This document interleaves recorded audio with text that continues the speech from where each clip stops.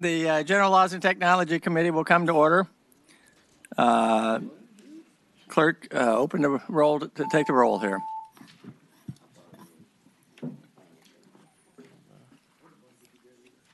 Mr. Chair, you have a quorum. All right. We have a quorum. We'll do got a couple of blocks and administrative matters. House Bill 1231 by Delegate Wilt is requested to refer to the Committee on the Judiciary. So moved. Second. All right. It's been moved and seconded. Any discussion? All right. All in favor, record your vote. Okay.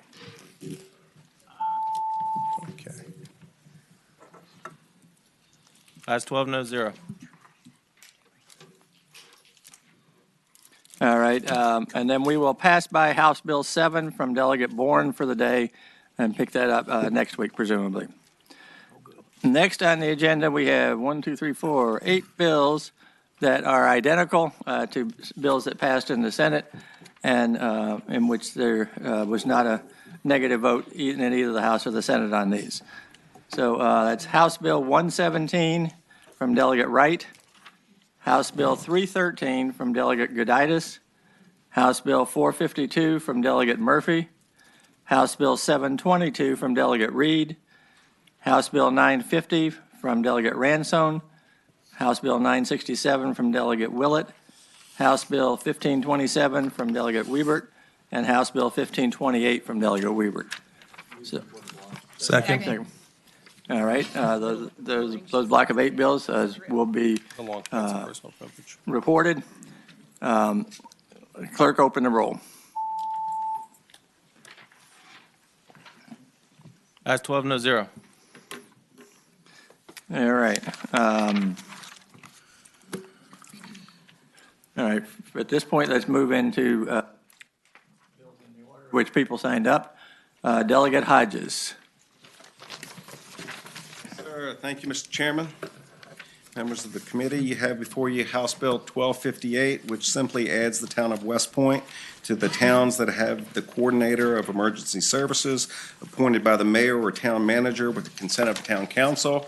Town of West Point, population of approximately 3,300, which is actually where I grew up, just north of the town. If you're familiar with West Point, it's a peninsula, 2 bridges on each side, Route 30 going up.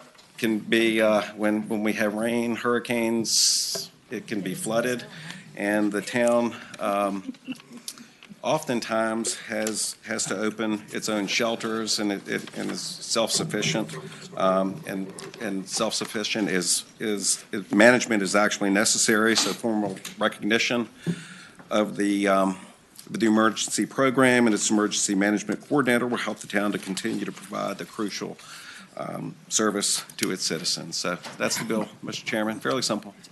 All right. Thank you for the presentation. Are there any questions of the patron? Is there anyone who wishes to speak in favor of this bill? Anyone who wishes to speak in opposition to the bill? Move to report. All right. A contest as to who got in first on the move to report and the second on that. But it's been moved and seconded. Any further discussion? All right, we will vote on House Bill 1258 to report. Ayes 11, no 0. If only they were all that easy, huh? Thank you. That's right. Next, we have Delegate McGuire. Thank you, Mr. Chairman, members of the committee. House Bill 446 is Department of General Services disposition of surplus materials, donation of surplus computers. And basically, rather than throw computers and other equipment away, we would donate that or give that to 501(c)(3)s. It might help educate veterans and help veterans get jobs. All right. Are there any questions of the patron? Mr. Chair? Yes, Senator Reeves. Delegate, what currently happens to that equipment? Is it sold on the secondary market, or what do they do with it? Is there somebody who can speak to that? I have a guy who could not make it today who would have spoken to that. But from my I'm not the expert, but I would say that it would be sold on a secondary market. Okay. All right. Any other questions of the patron? Mr. Chair. Yes. Question, how about Virginia Star? Do you know if any of these go there? Because I know they work on refurbishing computers and give them to people, indigent families, et cetera. I don't know about that, but what I do know is that they use this as an opportunity to educate veterans. So they learn how to work on computers and even teach them how to work on software, things like that. All right, any other questions? From the patron? All right, is there anybody here to speak in favor of the bill? Anybody in opposition to the bill? All right, we have a second. First, have a motion and a second to report. Any further discussion on the committee? All right, we will vote on the motion to report. Ayes 12, no zero.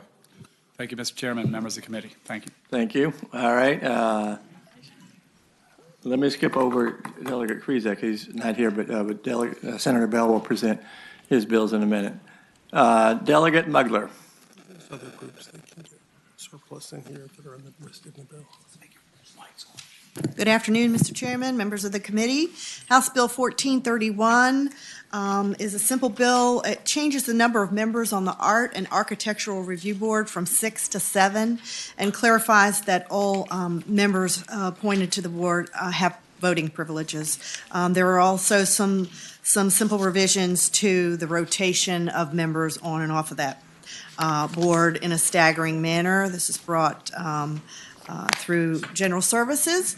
The Art and Architectural Board reviews Commonwealth art and structures, buildings, property owned by the Commonwealth. I hope it will be the will of this committee to pass this bill. All right, are there questions of the patron? Mr. Chairman, Yes. I have a question. Senator Lott. Is this your first time before Senate General Laws? Yes, Senator. Your neighbor caught you, so. All right, are there any other questions of the patron? You expect this bill to pass? It would please me very much if this bill were to pass. Mr. Chair, Any further questions, Senator a Lott? question for the, pardon, go ahead. All right, Senator Vogel. I'm just going to ask the patron how long she wishes to be hazed before the General Laws Committee, As long before as her it bill is takes. killed. Mr. Chairman, Yes, Senator McPike. question for the patron. Why is it that the patron is adding 2 words within, looks like lines 27 and 28 of, can you say the word after the word following the initial? I'm Line sorry. 27. Yeah. The word after following the initial. My line 27 doesn't say falling and the initial. I'd say that was a staggering response. Okay, here we are. Line 27, After following the initial. after following the initial. I still don't have that on line 27. Staggering. Staggering yes, as yes. follows. Thank you, Mr. Chairman. Delegate Simon helped you out, so. All right, any other questions of the patron? Anyone wish to speak in favor of the bill? Anyone wish to speak in opposition to the bill? All right, Mercifully move your report. all right. We have a motion and a second to report. Any further discussion on the committee? All right, we will vote on the board.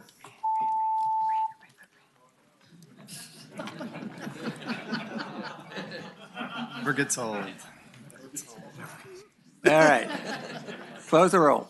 Ayes 13, no zero. Thank you very much. Thank you. All right, next up, we have Delegate Leftwich. Thank you, Mr. Chairman, members of the committee. House Bill 1341 is really just a code commission cleanup bill, and we're striking the purpose of the bill to keep the clutter out of the code, and instead of stating that the statute will become effective on the adoption of a federal act, we state the actual date that it became effective. So, again, just a cleanup bill. All right, any questions of the patron? All right, is there anyone to speak in favor of this bill? Anyone in opposition? All right, it's before the committee. All right, we have a motion and a second to report. Any further discussion on the committee? Thanks, Senator Reeves to the bill. This is my campaign bill. Thank you. That's right. All right, we'll vote on the board. Ayes 13, no zero. All right, the bill is reported. All right, next we have Delegate Goditis. Thank you, Mr. Chairman. Mr. Chairman, members of the committee, this is HB 314. It adds Mount Zion Church to the statutory list of historical African American cemeteries eligible for state maintenance funding. The Department of Historic Resources has determined the cemetery to have 33 eligible graves. I would be happy to continue if you would like. Are there questions of the patron? Move to report. What do you think? Well, first of all, let's see if there's anyone who wishes to speak either in opposition. No objection. See that. All right, no one coming forward to speak. All right, we have a motion to report. Is there a second? Mr. Chairman, Oh, you got a question? before you take in the past, we sent those to finance. Have we now created a section that does not require them to be going to finance? Staff? It wasn't requested, so. Okay, well, I think we may have taken care of that issue, but I just Mr. Chairman, I would love to inform Senator Ruff that the ask for this is $385 a year. still in the past. No, I'm just telling you.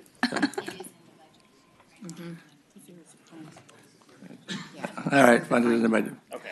All right, so we have a motion and a second to report the bill. Vote on the board.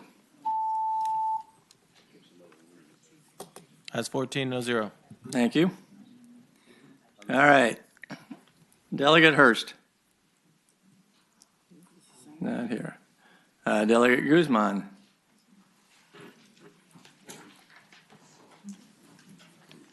Good afternoon, Mr. Chairman, members of the committee. I bring to you House Bill 587. This bill directs the Department of General Services to develop a policy for putting baby changing tables in every restroom designated for public use on property that is owned, leased, or controlled by the Commonwealth. This was one of my constituents' requests. After visiting one state building, he had to maneuver to change his baby in a men's bathroom. So right now we have seen an increased number of single fathers, and I think it's the right thing to do, and I hope it's the pleasure of this committee to pass this bill. All right, are there questions of the patron? All right, is there anyone who wishes to speak in favor of the bill? Anyone opposed? All right, it's before the committee. Second. All right, we have a motion and a second. Is there any further discussion? Okay, we'll vote on the board to report.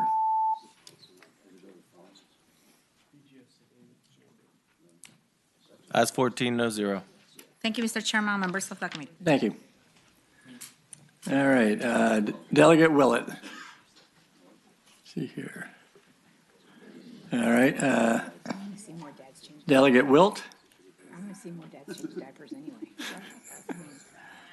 All right, Delegate Carr. Thank you, Mr. Chairman. Certainly. Should we look at HB 544 first? Which bill are you taking up first? HB 544. 544.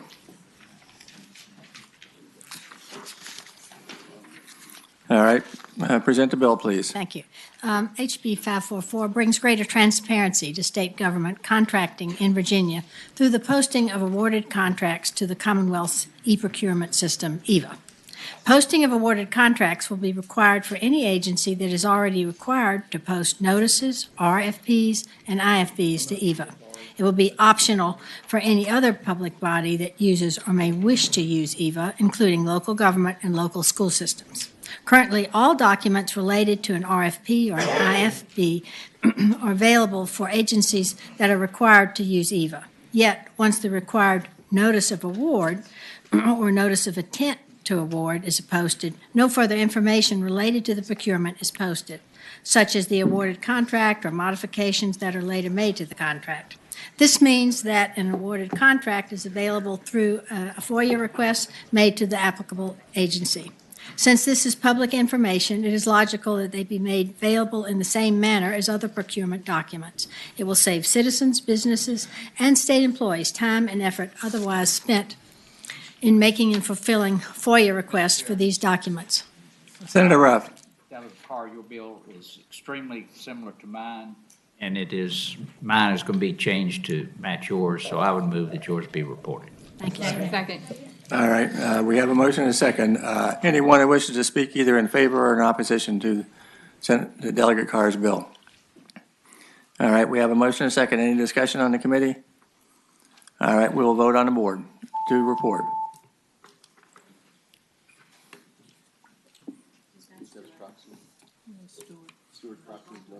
Oh, is that me now? Oh, you didn't tell me, sorry. That's 15-0.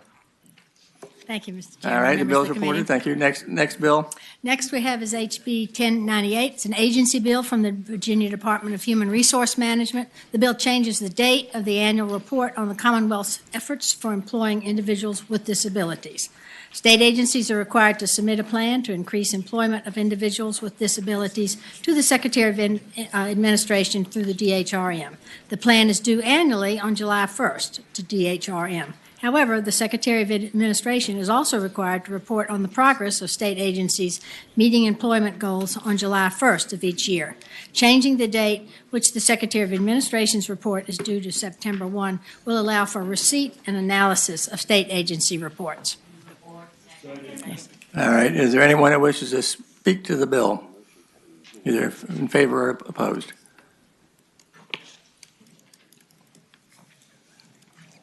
Mr. Chairman, members of the committee, this is an administration bill, and we support it. All right, thank you. Okay, we have a motion and a second. Is there any further discussion in the committee? All right, the motion is to report the bill. Vote on the board.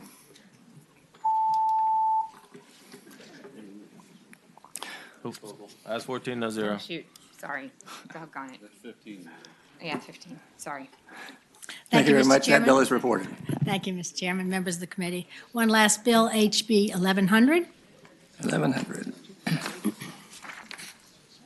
HB 1100 would implement several recommendations from a 2019 JLARC review of the Office of the Inspector General. The intent is to clarify OSIG's role as the state's lead agency to investigate government waste, fraud, and abuse, and provide meaningful oversight of DBHDS facilities. That was the vision when the agency was created 8 or 9 years ago. It seems now that how things have been implemented has fallen short of the original goals. The idea behind creating the agency was to have centralized, independent, statewide inspector general office that could bring expertise and independence to the table to do investigations. Additionally, the bill would allow the Inspector General to refer complaints to the Internal Audit Department of covered institutions of higher education under the Restructuring Act and those that qualify as Level 3 institutions. However, if the complaint concerns the president of institution, the Internal Audit Department, or if the Inspector General concludes that OSIG should investigate, then the investigation shall be conducted by OSIG. As I mentioned, this is a result of a 2019 JLARC report. Justin Brown, who's a member of the JLARC staff, is here, can provide more details and specifics if there are questions. All right, are there any questions of the patron or of the JLARC staff? All right, yes. So you look like you just add process, but then oversight of DBHDS? Is that the only? Yes. Justin Brown. Justin Brown with the Joint Legislative Audit Review Commission. Just to clarify your question, you're asking about kind of the two main types of changes. It basically affects kind of the process that OSIG is using to decide what to investigate, and that's one part of it. The other part of it is just having OSIG do less complaint-driven and more kind of system-wide oversight of the DBHDS facilities. That was something where it seemed kind of lacking, so it was to kind of strengthen in those two areas. Any further questions All right.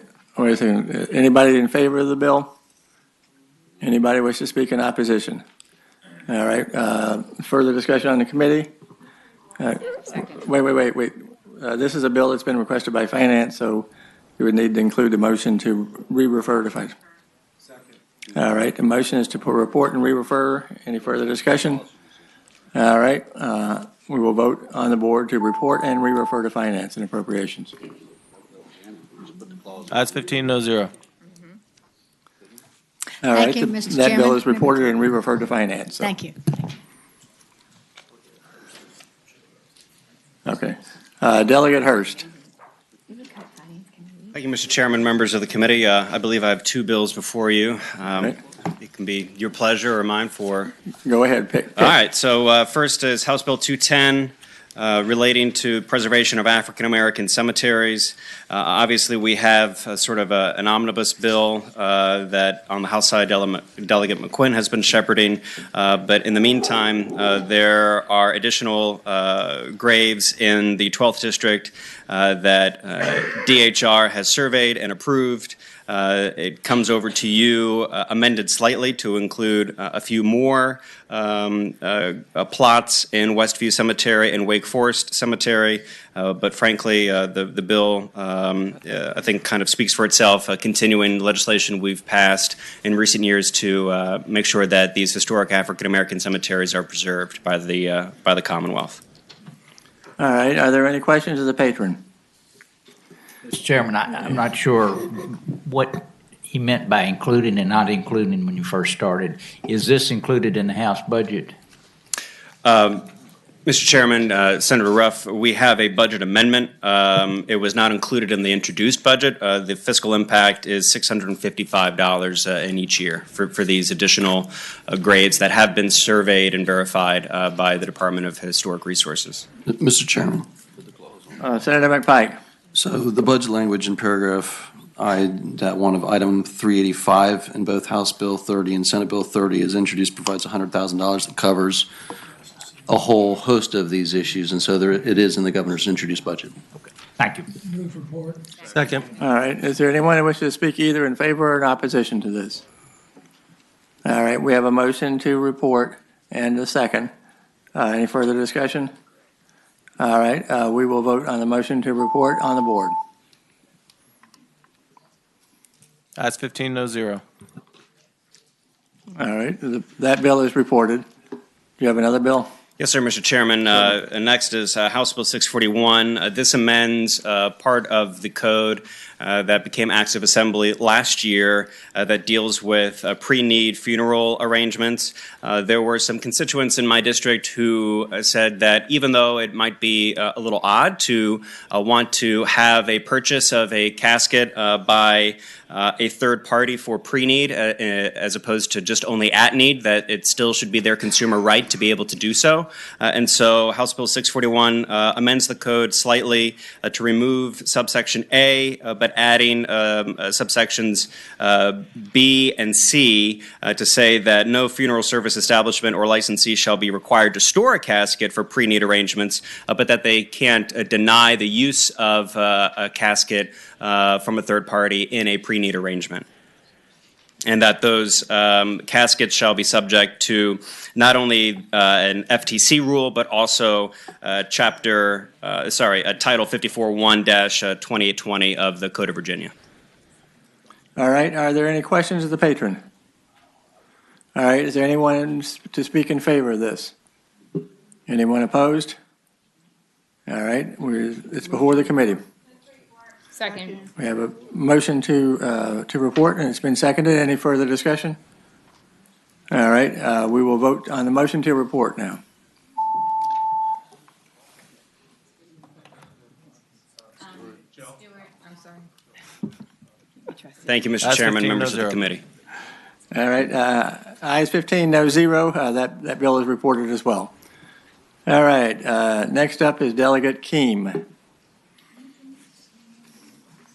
Mr. Chair, Senators, I have two bills. Let me just start with chronologically. Number 404, House Bill 404. This is a bill that it's very simple and it's It's pretty simple. The current policy of the Commonwealth actually declares libraries as a provision of public education. So libraries are already established in Virginia under the policy as a public education institution.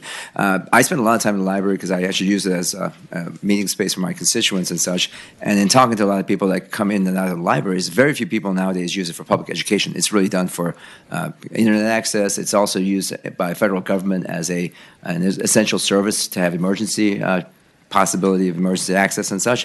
And so we thought it might be a better way to define libraries today as essential services in the community as opposed to just for public education purposes. So it really is just a way to clarify our state policy and the way libraries are being used today. And so it's kind of a weird thing that I just amended the language of the policy, but that's really all my intent was, to just declare this as an essential service in the communities. All right. Is there any questions for the patron? Mr. Chairman. Yes, Senator Brown. It would still fall under education, is that correct? Yes, sir. In fact, Okay, thank you. Yeah. All right. Anyone to speak in favor? Anyone to I drafted speak in myself. opposition? No. All right. Is there a motion? Move to report this essential bill. All right.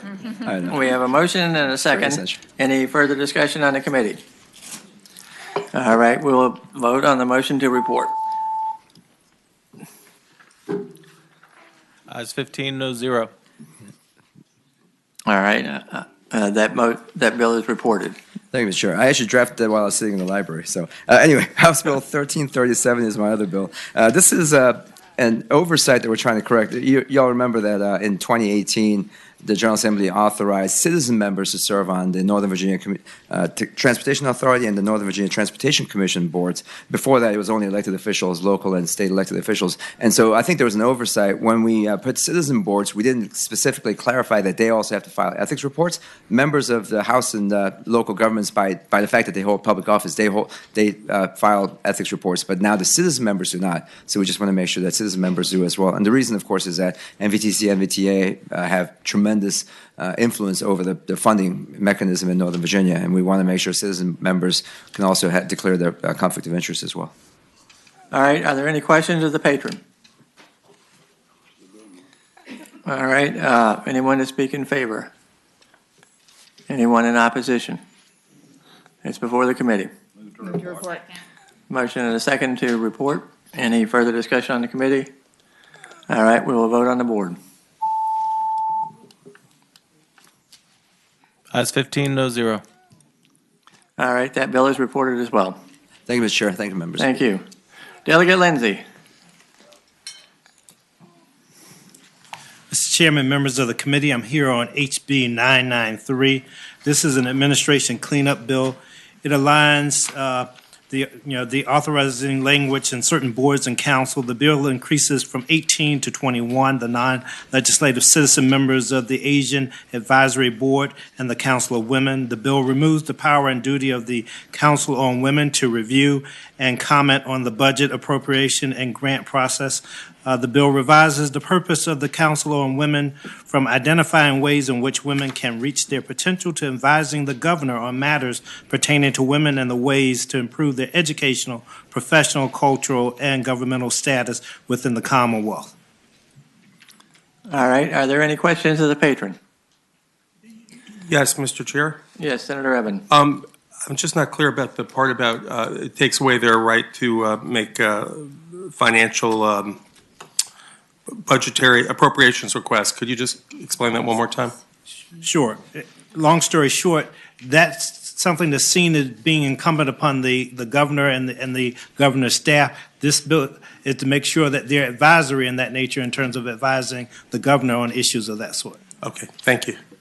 Any further questions of the patron? Anyone who wishes to speak in favor of the bill?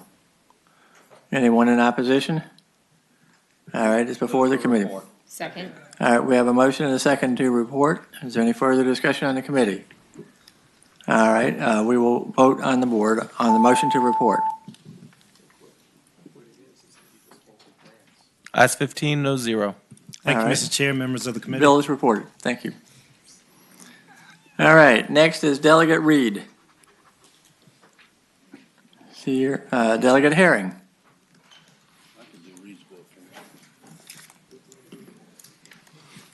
Good afternoon, Mr. Chair and members of the committee.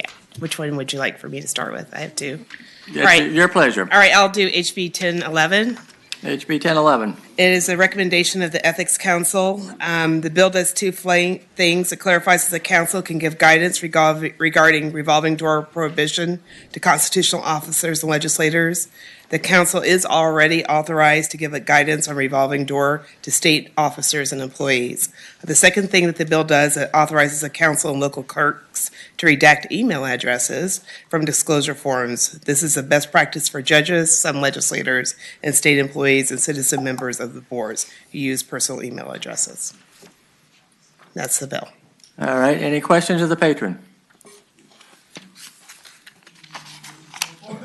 Wait. Don't get ahead of me here. I'm a little slow. But anyway, is there anyone that wishes to speak in favor of the bill? Anyone in opposition? All right, is there a motion? All right, it's been moved and seconded to report. Vote on the board. Ayes 15, no zero. Bill is reported. Do you have another bill? Yes, sir, Mr. Chair. I have House Bill 1042. This bill deals with the Virginia Council on Environmental Justice. Mr. There's a Chairman? companion bill. Yes, Senator Locke. Question about this one. This is similar to Senate Bill 883. I'd like to know what the differences are between 883 and Delegate Herring's bill and mine. I'll turn to the administration because I thought they were the same. So, yes. Yep, they are the same. Mr. Chairman, Miriam Crowd from Governor's Office, they are the same with the exception of line 42, where it says non-legislative members are citizens of Virginia. We have changed that to residents of Virginia. That is a change that is happening across all of our advisory boards, and we're calling non-citizen members residents of Virginia. Residents and citizens. Okay. Any further questions, Senator Locke? Yes, staff? Mr. Chairman, there's also a difference in the definition of meaningful involvement. So in Delegate Herring's bill, I believe, just make sure. Yeah. In Delegate Herring's bill, meaningful involvement is defined as the requirement that affected and vulnerable community residents have access and opportunities to participate. And in Senator Locke's bill, it is vulnerable community residents have a realistic opportunity to participate. Yes, and Mr. Chairman, that change was asked for by the community members who I think have relayed that to you as well. Okay. All righty then. Thank you. All right, is there anyone else to speak in favor of the bill?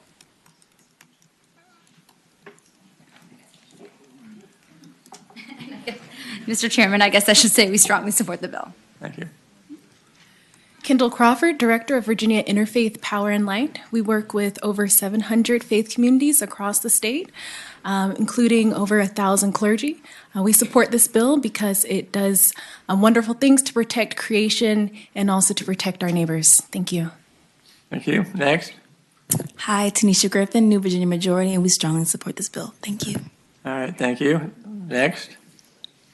Good afternoon, Steve Fishback from the Virginia Poverty Law Center. We too enthusiastically support the bill and thank Senator Herring, Delegate Herring for her leadership on this. And sorry. We used to have a Senator Herring, but he moved on. So, and next.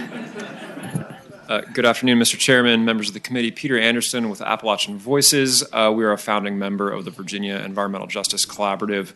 We work with directly impacted communities, communities impacted by the development of fossil fuel infrastructure and natural resource mining.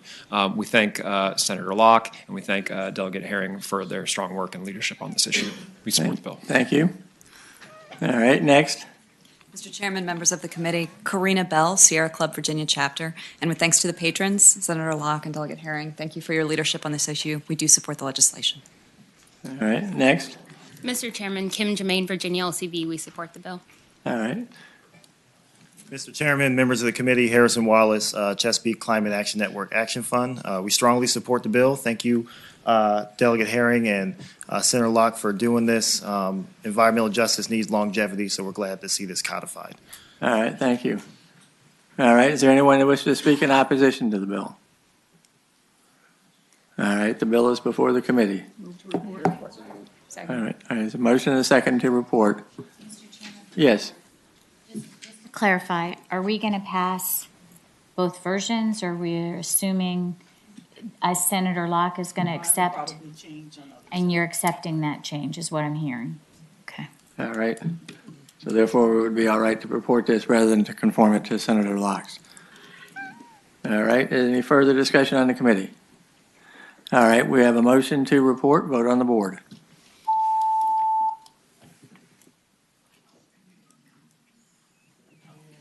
Ayes 10, noes 5. All right. Thank you, Mr. Chair. Thank you, Delegate Herring. So, all right, going back, what? Yeah, going back to Delegate Reed.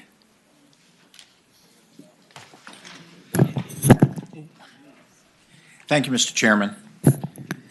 So the bill before you is House Bill 722, which I believe there is a Senate companion, which is Senate Bill 269. The bill is intended to exclude. Wait a second. Which? Yeah, 722. We already acted on that.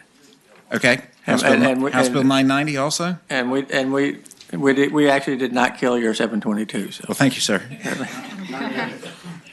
do 990. Are we doing 990 then, sir? Yeah. That one we have not acted on. Okay. House Bill 990, the purpose of this proposal is to statutorily transfer and assign the Virginia Department of Military Affairs to the Secretariat of Veterans and Defense Affairs. This is basically codifying the Governor Northam's order that was promulgated in September 2019 underneath Executive Order 20. And the intent behind this and the legislation is actually to better align the organizational alignment of DMA and the Secretariat of Veterans and Defense Affairs so that their mission set, because their mission sets are really indistinguishable from their federal counterparts.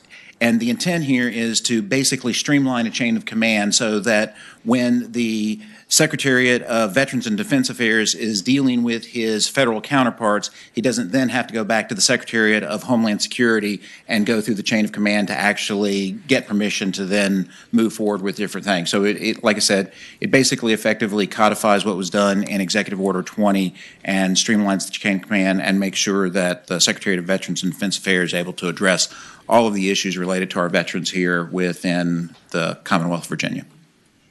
All right. Are there questions of the patron? Mr. Chairman? Yes. Has the Bell. Thank you, Mr. Chairman. Just want to make sure that they are going to have a good, smart, bright, top-notch Air Force professional manages, not a Navy person. Is that correct?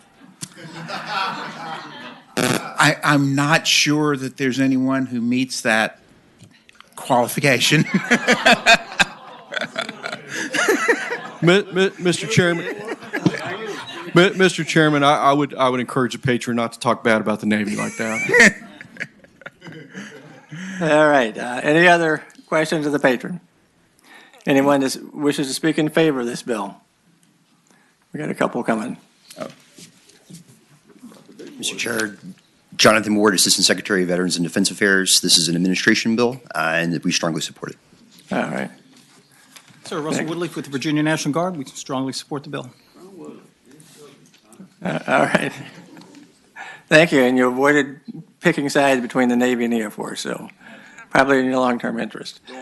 All right. Anyone who wishes to speak in opposition to the bill? All right. The bill is before the committee. Move to report. Second. Second. All right. We have a motion and a second to report. Any further discussion? All right. We'll vote on the motion to report on the board. Ayes 15, no 0. Thank you, Mr. Chairman, and thank you, our Air Force brothers. That's right. Delegate Simon. We saw you jumping up, so. That's fine. Thank you, Mr. Chairman, members of the committee. I've got House Bill 176, and I think there's a substitute that council and I worked on this morning that she's going to prepare. This bill is substantially identical or was identical to a bill that I think you all passed out from Senator Mason. What it does is addresses those situations where you're purchasing a house that's located in a homeowners association or you're buying a condominium. You receive a disclosure packet from the prior owner telling you about your condominium association or your HOA. Currently, under current law, you have a 3-day review period. And even if the packet you receive isn't complete, doesn't have the 18 items that the statute requires, your sole remedy is to cancel the contract within that initial 3-day period. What this bill is intended to do is allow you to extend that 3-day right of cancellation for another 4 days to get to 7 days, so that you have an opportunity to receive the missing items that are in your packet. So it's not just a straight up or down decision. The amendment makes clear that we're talking about extending it up to 7 days, but you can't, by contract, shorten the 3-day period. Some folks at the Realtor Association saw the initial language, thought we might need to shore that up a little bit. So this is really just a technical change to make it clear that the intent is only to extend it for 7, but you're still going to get a minimum of 3 days. Mr. Chairman. All right, motion to adopt substitute, is there a second? Second. All right, any discussion on that? All in favor say aye. Aye. All opposed, no. The substitute has been adopted. Is there any further questions? Mr. Chairman, I'll note my presentation was much shorter, but this is a good change, and so we'll likely change my bill on that side to reflect this, so I move to report. All right, well, first of all, let me see if there's anyone that wishes to speak on this, either in favor or in opposition. All right, so we have a motion and a second to report. Is there further discussion on the committee? All right, we will vote on the motion to report on the board.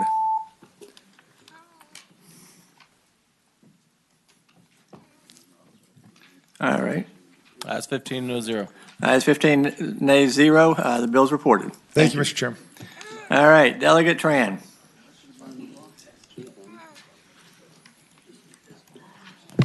Good afternoon, Mr. Chair, members of the committee. Before you is House Bill 1198. 1198, okay. If you're ready. So this is an administration bill, and what it does is helps to align the Virginia Code around the requirements for the State Workforce Board to better match the Federal Workforce Innovation Opportunities Act, which provides the framework for the national workforce system. It also provides some flexibility for the State Workforce Board in both its structure and staffing, its operational structure and staffing. So I would welcome any questions you may have about the specific changes. All right, are there any questions for the patron? All right, is there anyone to speak in support of the bill?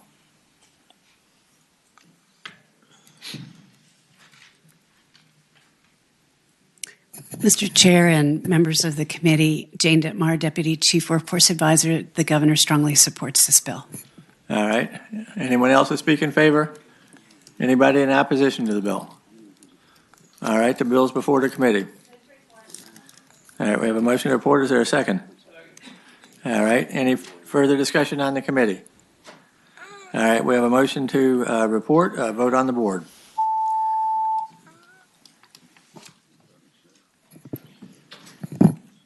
Ayes 15, no zero. All right, ayes 15, no 0. The bill is reported. Thank you so much, Mr. Chair and members. Thank you. Delegate Delaney.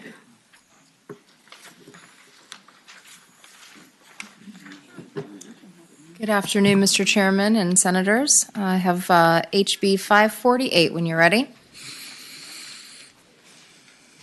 All right, present your bill. All right, thank you, Mr. Chairman. This is a bill brought by the agency under current version of the Virginia Freedom of Information Act. The Department of Behavioral Health and Developmental Services is obligated to comply with a FOIA request, even if an investigation is still open and sensitive in nature. So the solution that this bill provides is providing the department a FOIA exemption for ongoing investigations. This will prevent those being investigated from finding out what information has been provided by a witness at an early stage.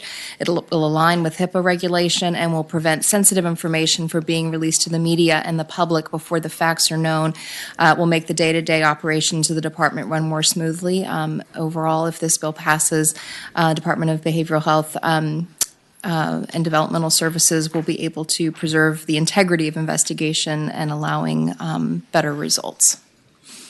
All right, are there questions of the patron? All right, is there anyone who wishes to speak in favor of the bill? Anyone who wishes to speak in opposition? All right, we got a motion and a second to report. Any further discussion on the committee? All right, then we'll vote on the board on the motion to report.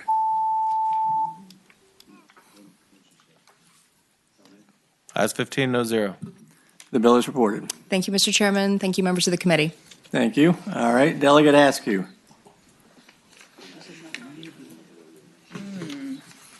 Good afternoon, Mr. Chair. I have two bills in front of you all today. Do you care which one I present first? All right, present either one first. It's your choice, so. Thank you. Mr. Chair, HB 1401 authorizes ex parte hearings to reverse unlawful evictions. This provides that upon receipt of a petition for an order to recover possessions alleging a tenant's unlawful ouster from the rental premises, and the finding that the petitioner has attempted to provide the landlord with the actual notice of the hearing of the petition, the judge of the General District Court may issue such order ex parte upon the findings. All right, are there any questions of the patron? Mr. Chairman, Yes. Senator Locke. is this your first time appearing before general laws in the Senate? Mr. Chair, yes, ma'am, it is, yes.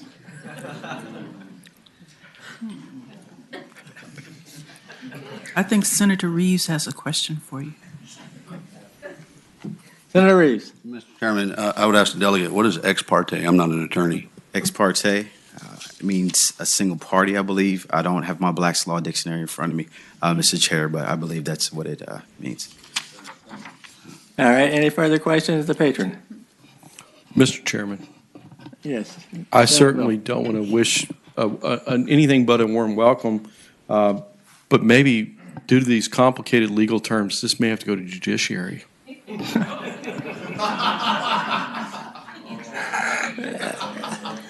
All right, fortunately, they have not requested this bill, so you dodged one bullet anyway. All right, any further questions of the patron? Mr. Chair, I have a question. Yes, Senator Vogel. Mr. Chair, I'm curious to know how the patron's interaction with the Chair of General Laws has been so far this session, and if he has anything he'd like to share about Senator Barker. Has he been mean to you this session, or has he been exceedingly helpful? Mr. Chair, I'll say to the senator that he has been extremely helpful. I do, however, miss him on the basketball court, so if he does have time, we'd love to see him on Tuesday nights. Once I'm allowed medically to get back out there, I'd love to do it. So, Mr. Chair, if I will follow up for the patron. Are you a great basketball player? Mr. Chair, I'm mediocre at best. Well, that's good for us. Mr. Chair, if I may add, this is the year that we think we might be able to win the Senate versus House basketball game. And with that, Mr. Chair, I will tell him that our hazing is complete, and we welcome you and are so excited to have you and hope that you never have another experience like this before the General Laws Committee. all right. Is there anyone to speak in favor of the bill? Yes. Well, that's unfortunate. This may not be good for you. Well, I don't have to if you don't want to. Mr. Chairman, members of the committee, Christy Mero with the Poverty Law Center, we strongly support the bill and thank Delegate Askew for bringing it. Certainly. Next. Mr. Chair, Erin Barton with the Realtors, we support the bill as well. Thank you. Next.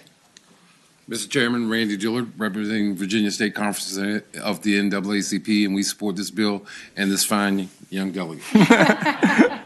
Thank you very much. Any opposition? All right, the bill is before us. All right, we have a motion and a second to report the bill. Any further discussion on the committee? All right, we will vote on the bill. The vote is to whether to report.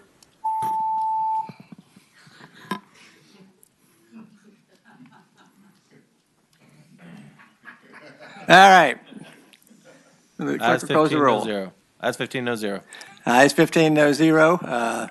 The bill is reported. Thank you, Mr. Chair. And you want to test it again? So. Well, Mr. Chair, I have another bill. It's HB 1342. It is a real estate disclosure bill. It provides that the owner make no representation with respect to whether the property contains any pipe or plumbing fittings or otherwise in the plumbing that meet the Federal Safe Drinking Water Act. It also removes the Chinese drywall, defective drywall from the code. All right. Any questions of the patron? All right, is there anyone to speak in favor of this bill?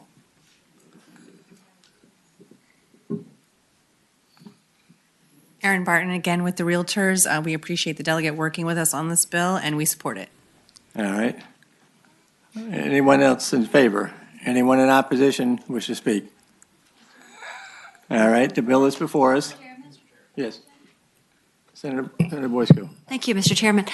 Delegate, I'm wondering if someone is aware that they have lead pipes, are they not obligated to disclose such? Or is this saying that they don't have any requirement to disclose whatsoever?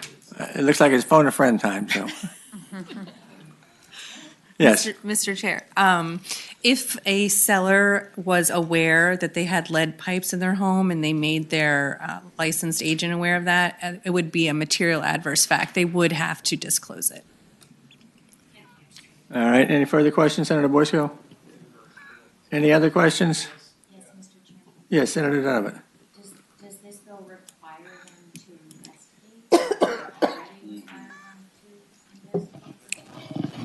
Mr. Chair, there's no requirement in this bill to investigate. Right. Mr. Chairman? Yes.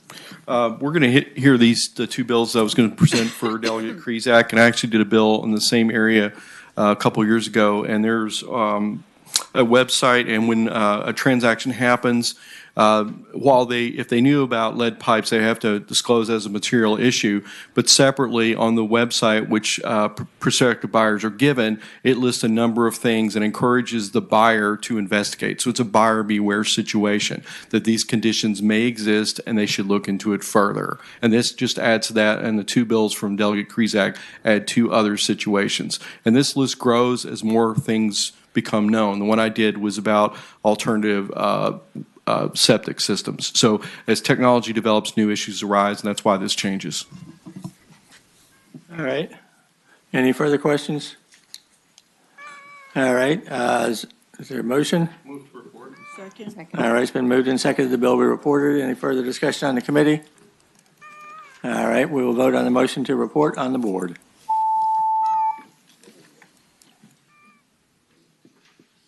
Senator Reeves. Ayes 15, no zero. Ayes 15, no zero. The voting went a little smoother on this one. Thank you, Mr. Chair, members of the committee. Thank you. All right, Delegate Cole. Thank you, Mr. Chairman. I have House Bill 670, which I believe is identical to Senate Bill 333 that you all already dealt with this year. And what it does is it directs the Department of Housing and Community Development to convene stakeholders representing entities that enforce the building code and the fire prevention code to develop proposals for changes to assist in the provision of safety and security measures for public buildings for active shooters or hostile threats. All right, are there questions of the patron? Mr. Chairman, Yes, Senator McPike. I believe this committee took a similar, if not the exact issue up with Senate Bill 333 from Senator Stewart. Is that correct? I believe we sent it to study it. Council? Council, is that correct? Yes, Mr. Chairman, there is a similar bill from Senator Stewart that it's just a few wording differences, but all in all, it is the same bill. All right, and that bill was It passed the Senate 40-0. passed 40-0. Move we conform to Senator Stewart's Senate Bill 333. All right, is there a motion to conform to Senator Stewart's 333? All right, we have that and a second. All in favor say aye. Aye. All opposed, no. All right, is there anyone to speak in favor of the bill? Anyone to speak in opposition to the bill? Move to report as conformed. All right, motion is made to report as conformed, and there is a second on that. Any further discussion? All in favor of voting on reporting as conformed on the board? Ayes 15, no zero. The bill is reported, Delegate Cole. Thank you. All right, Senator Bell, do you want to report Delegate Krizak's? Thanks, Mr. Chairman. If I get to the right pages, the first one is HB 174, and as I said before, this basically just adds to the list on the website of residential property disclosures, and the first one is for marine clays. Provides that that there's no representations, the buyer would make no representation, but again, they would put a notice on the site and advise the purchaser to go there and encourage them to exercise due diligence, knowing that this could be something that could affect the property, and make sure that they're aware of that. With that, Mr. Chairman, be happy to answer any questions, and I see realtors here if there's any questions. Any questions for the pinch hitter for Delegate Krizak? I hate to ask the pinch hitter, Mr. Chairman, but what is a marine clay? Well, this is very different from an Air Force clay. Is there an Army clay? I would say that a marine clay is a water-based clay.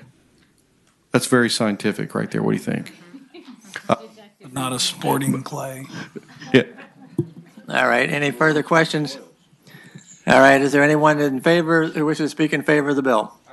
Actually, Mr. Chair, the real issue is I think it affects whether the property can perk, and it could affect septic systems and other issues with the foundation. So I think that's really what the pertinent issue is. All right, thank you, Senator Bell. Anyone wants to speak in opposition to the bill? All right, the bill is before the committee. Move to report. All right, we have a motion and a second to report. Any further discussion on the committee? All in favor to report, vote on the board. That's 15-0. All right, that bill is reported 15-0. Mr. Chairman, the next one is HB 175. Again, it's another disclosure which will be added to the website. This one is much more well-known. It's radon gas. Many properties have radon gas, which comes from the rocks in the ground.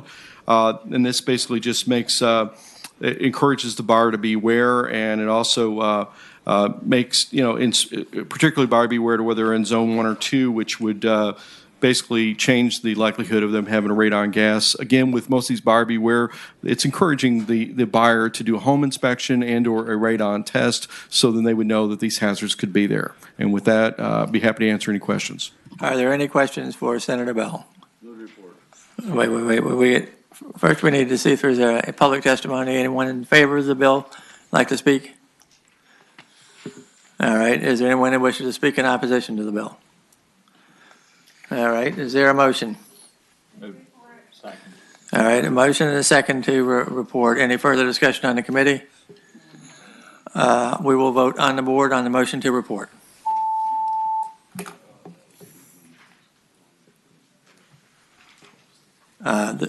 Senator Vogel had to leave, and she took Senator Stewart's proxy with her. So That's 13-0. ayes 13-0. The bill is reported.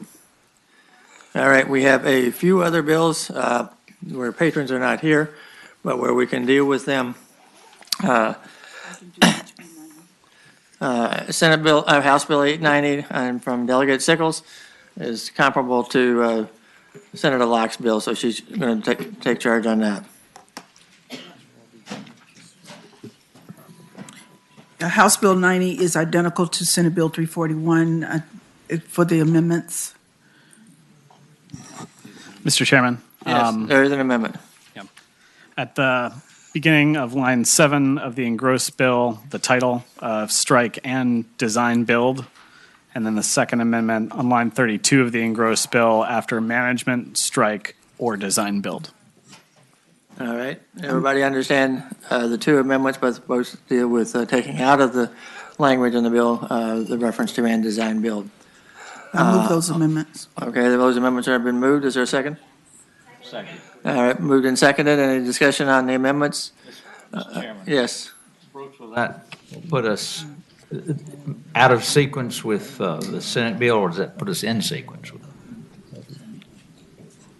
The Senate bill was identical, so this would make it not identical, but there, I assume, will be amendments on the other side to make them identical again. Okay, thank you. All right, anyone want to adopt the amendments? All right, there is a motion and a second to adopt the amendments. All in favor say aye. All opposed, no. Those amendments are adopted. All right, anyone who wishes to speak in favor of the bill? Matt Bentka, Mr. Chairman, members of the committee, Matt Bentka with the Virginia Contractor Procurement Alliance. This is taking care of a very big issue that's been involved with contracting, and I want to thank Senator Locke for sponsoring the Senate version, and Senator Ruff for being the patron of this issue for so many years. I appreciate your support. All right, any questions of the speaker? Anyone in opposition wish to speak? All right, the bill is before us. Second. All right, any further discussion in the subcommittee? In the committee, all right, this bill's been moved and seconded to a report. We'll vote on the board on that.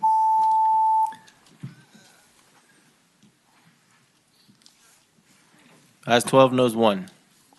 All right, the bill is reported.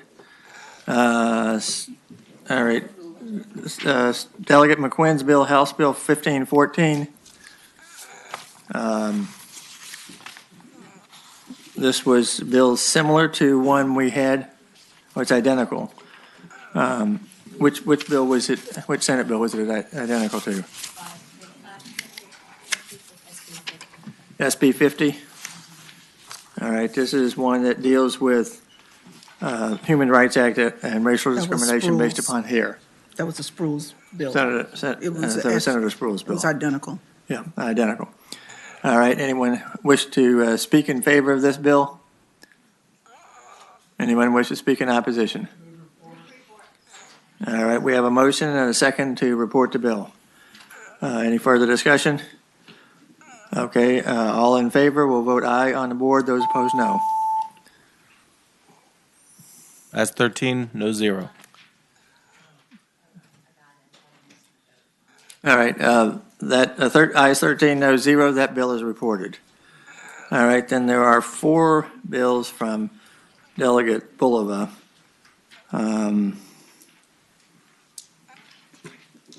The one with House Bill 510, it says indicated it's identical to a Senate bill. Which Senate bill was that identical to? Stewart's 140.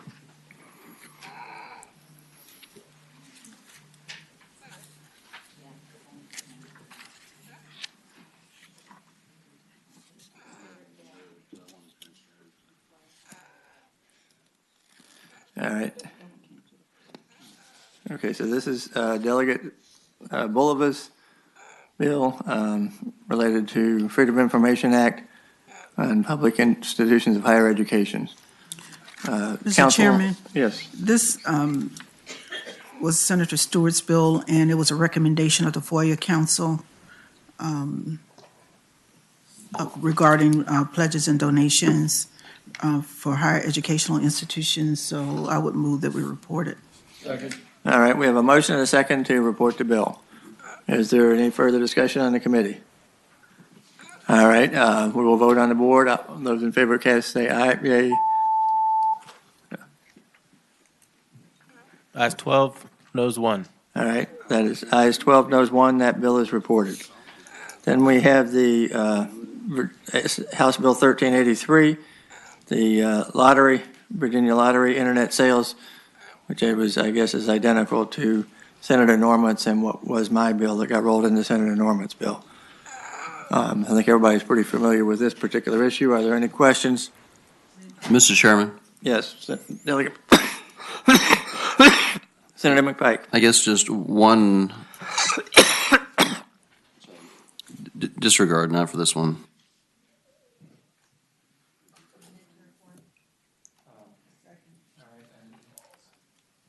One has been requested by Finance. So motion would need to be to report and to re-refer to Finance. Mr. Chairman. All right. In speaking to the motion, I know there's some folks from Lottery here that are potentially looking at some follow-up stakeholder information, which I think will be important in terms of also other impacts to convenience stores as the subcommittee discussed it. And I understand maybe someone from Lottery can speak to it briefly, because I think it's just an important update for the committee's consideration. Mr. Mr. Chairman, Kevin Hall from the Virginia Lottery. Thank you, Senator McPike. As we've said all along, we are happy to engage with our retail partners to look for ways to implement this new sales platform in a way that causes them the least heartburn. We know for a fact from the 6 states that have done iLottery that retailers have seen their sales at the counter continue to increase after. It broadens awareness overall. But we have been speaking with Senator Norman and with Chairman Bulova, the 2 chief patrons, as well as yourself, Mr. Chairman, about some budget language that would set up a framework for stakeholders to have conversations and to report back on retailer compensation issues by the first of the year to the chairs of the money committees. And we support that budget language.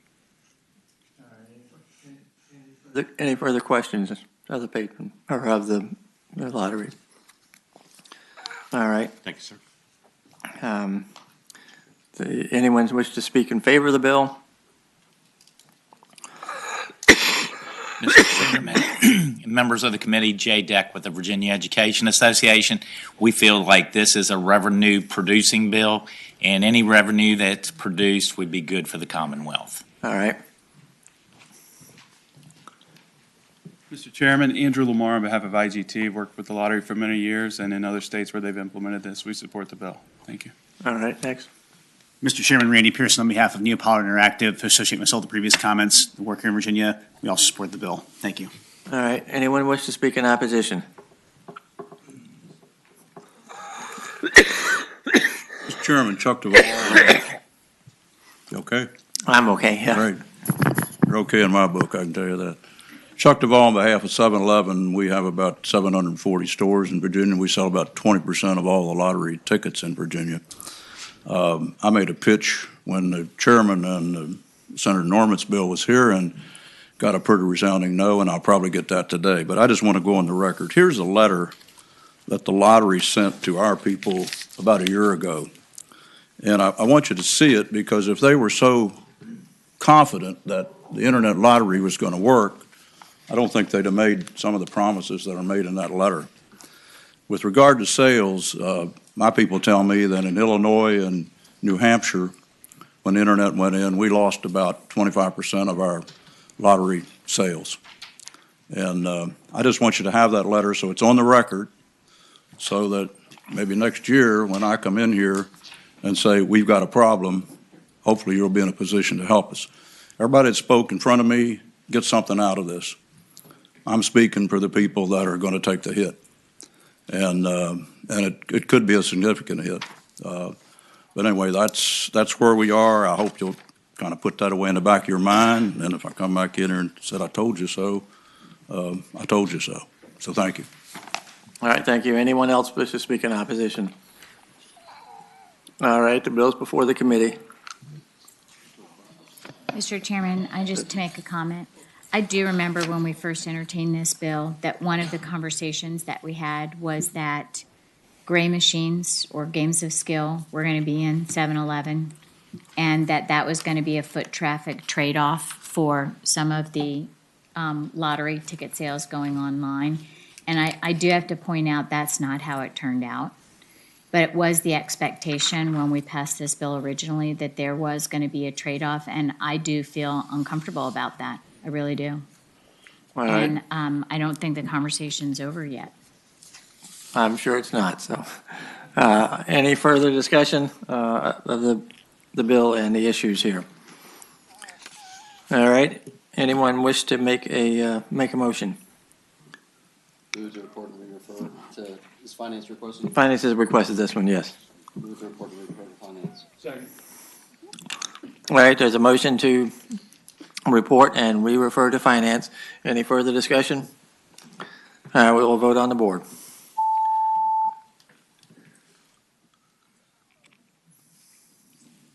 Ayes 12, no 0, 1 abstention. Ayes 12, no 0, 1 abstention. The bill is reported and re-referred to finance. All right, House Bill 518. This is a bill that is very similar to one that Senator Thurville had There's a one-word difference somewhere in this bill. Delegate Bulliva's bill has use of the word "and," whereas Senator Searville's had the use of the word "or." Senator Searville's agreed to conform his to Delegate Bulliva's when it gets to the House side, and so therefore it would be appropriate not to conform Delegate Bulliva's to Senator Searville's. That's sort of the situation on this. It's residential building energy analysis of public, of buildings. Any questions anyone has? Any discussion? Yeah, Mr. Chairman, I've Yes. always thought that Delegate Bull was a much better writer than Senator Searville, so at the appropriate time. He did come up with "and" rather than "or." It was one letter longer, but other than Got that. too many bills to write at once. Yes, all right. Is there anyone who wishes to speak in favor of this? Is there anyone who wishes to speak in opposition? All right, it's before the committee. Mr. Chairman, you only Question. referenced one word, but "and" and "or" are very different words. All right. Could somebody speak to that? Mr. Chairman. Council, do you have the location in the bill where the "and" is and the "or"? Mr. Chairman, one moment while I find the location. Is it on page 20? And a residential building energy analysis? Yeah, it's, I'm trying to find it. It's hard to find. Oh, there we go. Got it. So it's on, Mr. Chairman, it's on line 20, correct? And it's after the section 54.1-500. And in Delegate Bulliva's bill, it says "and." And in Senator Searville's bill, it says "or." But because of the placement of this, "and" or will have no legal effect either way. All right. Any further questions of council? All right. Is there a motion? All right. A motion and a second to report. And this one does not need to go to finance. We'll vote on the board on the motion to report.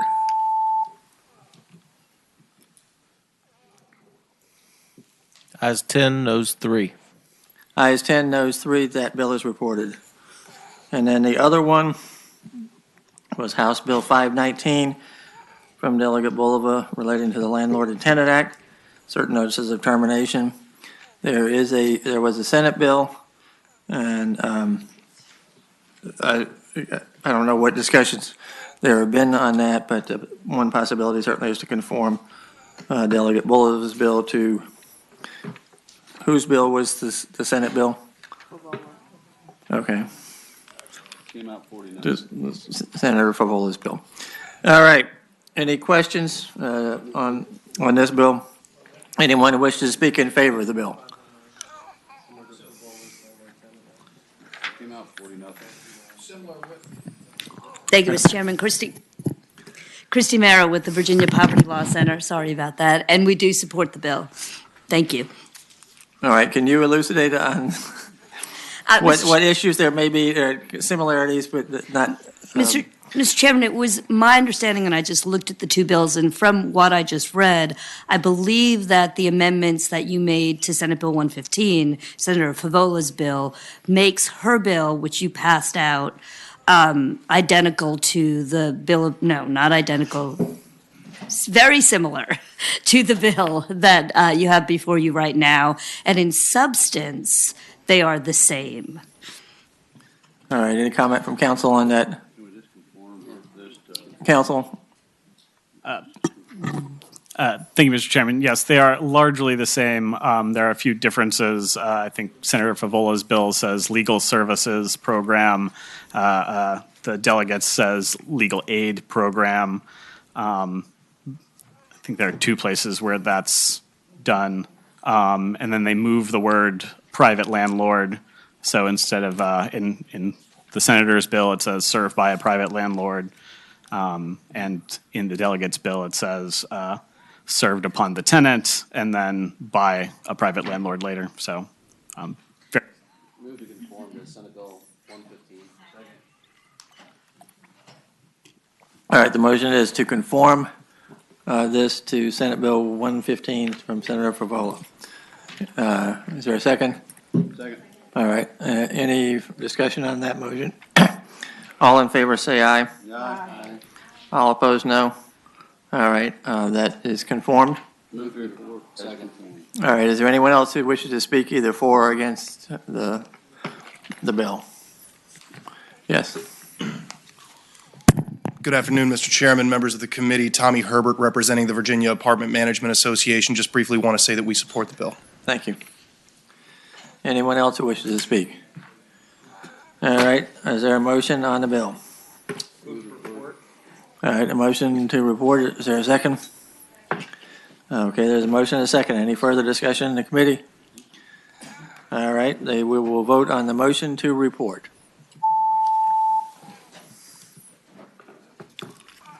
Ayes 13, no 0. Ayes 13, no 0. This bill is reported as well. Are there any other matters that we need to take up before the committee today? Yes. All right, we set a land speed record here, but we got a lot of bills done, so. All right, we are adjourned.